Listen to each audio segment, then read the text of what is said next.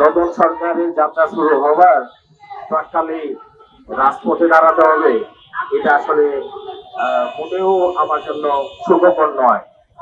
কিন্তু অত্যন্ত দুঃখের সাথে আমরা লক্ষ্য করেছি,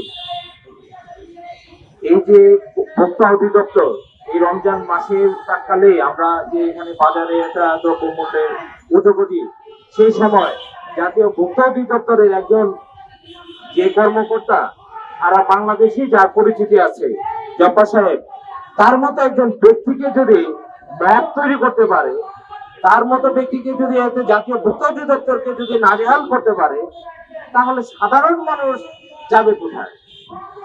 আমরা দুঃখের সাথে লক্ষ্য করি, সরকার আসে সরকার যায়, কিন্তু বাজার সিন্ডিকেট এবং বাজারের ঊর্ধ্বগতি এটি থেকেই যায়। বরং সরকার পরিবর্তনের সাথে সাথেও দেখা যায় যে বাজারে দ্রব্যমূল্যের দাম বৃদ্ধি পায়। কেন দাম বৃদ্ধি পায়? এই যে যাদের নাম বলা হলো, যে সমস্ত বাজারে সিন্ডিকেটকারী, মত সৃষ্টিকারী যারা, এরা যেভাবে জাতীয় ভোক্তা অধিদপ্তরের উপর আঘাত আনতে পারে, এদের কারণে আজকে বাজারে দ্রব্যমূল্যের ঊর্ধ্বগতি। এরা এখনো কেন গ্রেফতার হয়নি? আমি নতুন সরকারের কাছে, এই নতুন বন্দোবস্তের কাছে প্রশ্ন রেখে যেতে চাই, এখনো এই ব্যক্তি কেন গ্রেফতার হলো না? বাজারে রোজা রমজান শুরু হয়েছে, অথচ বাজার প্রত্যেকটা জিনিসের দাম ঊর্ধ্বমুখী। যদি ভোক্তা অধিদপ্তরকে নিষ্ক্রিয় করা যায়, তাহলে বাজারে এই নৈরাজ্য আরো বহুগুণে বৃদ্ধি করা যায়। এই কারণে তারা প্রথম দিকে শুরু করেছে, রমজানের শুরুতেই এই জব্বার সাহেবকে একটা মব সৃষ্টি করে তারা বাজারে বিশৃঙ্খলা এবং দখলদারিত্ব করার যে একটা অপচেষ্টায় লিপ্ত হয়েছে, এটি এই দুর্বৃত্ত পরায়ণ ধ্বংস করে দিতে হবে।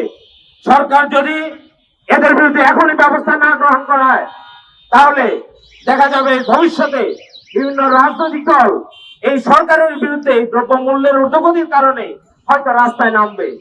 তাই সরকারকে সুপরামর্শ দিয়ে বলতে যেতে চাই যে এখনই এই দুঃসাহসিক ব্যক্তি, এই দুর্বৃত্ত বাজার সিন্ডিকেটকারী, বাজার দুর্বৃত্ত পরায়ণ ব্যক্তিদের দ্রুত গ্রেফতার করুন, না হলে বাজার সামাল দিতে পারবেন না, আর গদিতেও আরামে বসে শাসন করতে পারবেন না।